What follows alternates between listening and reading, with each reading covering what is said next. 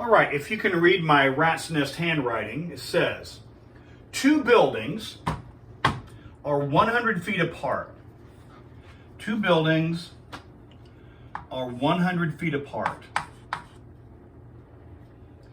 So I have K, I have B, I have M, I have T. All right, so that's a right angle.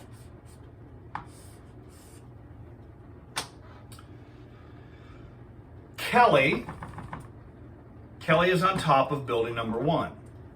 Kelly's angle of elevation to the top of building 2.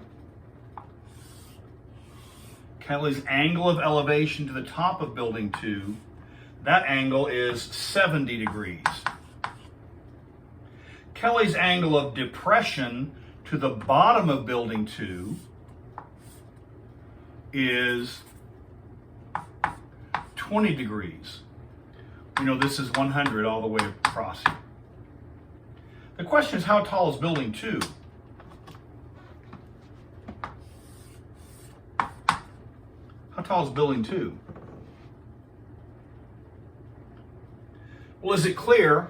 We can use this top triangle to find distance TM. This distance from T to M.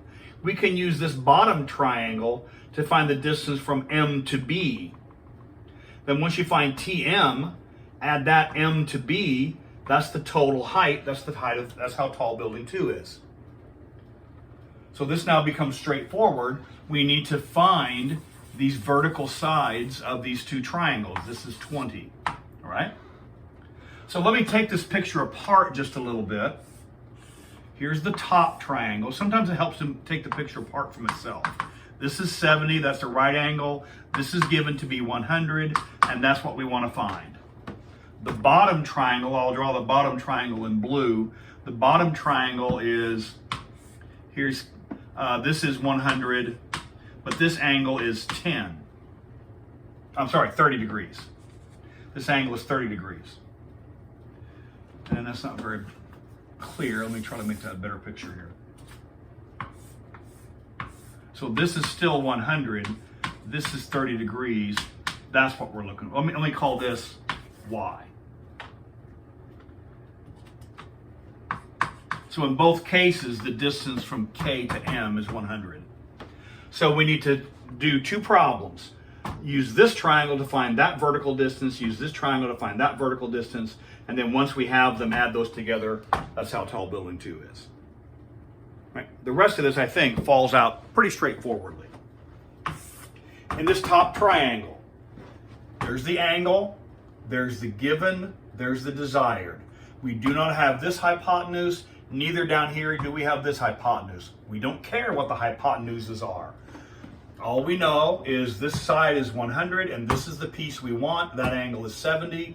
Which function involves opposite and adjacent? Opposite and adjacent, that's tangent. So we know tangent of 70 degrees is equal to opposite over adjacent. We should be able to use that to find the value of x. Cross multiply.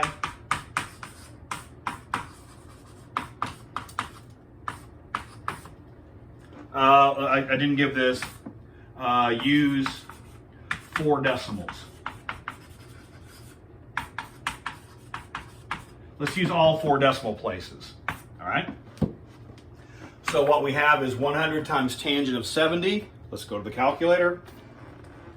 So I have 100 times tangent of 70 degrees. And I have 274. We're going to round this to 4 decimals. So I'm going to use 7477. All right? Just so we have something to play with here.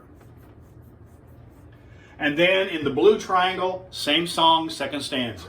From the perspective of 30 degrees, this is opposite, this is adjacent, this is the right angle. Opposite, adjacent. Tangent of 30 is opposite over adjacent. Just say it and write it. Tangent of 30 is opposite over adjacent. Cross multiply, set them equal and solve. cross multiply. Y is equal to 100 times tangent of 30 degrees. Let's go to the calculator. So I have 100 times tangent of 30 degrees. And I have 57. I want 4 decimals. I have 7350. I've rounded to 4 decimals.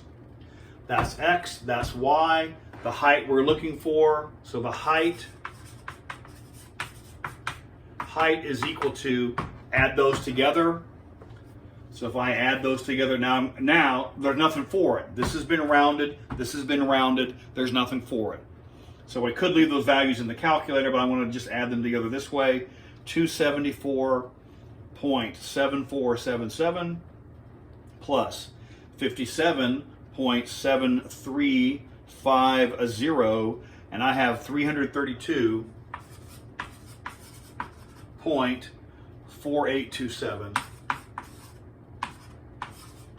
And this was in feet, so I'll go ahead and use the units. 332.4827 feet. So it's straightforward. In this case, opposite, adjacent, that was the tangent.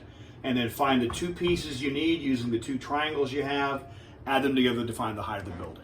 So this should be pretty straightforward. You don't have to solve the entire triangle in this case. Just find the one piece that is desired for that particular triangle and go merrily along your little way.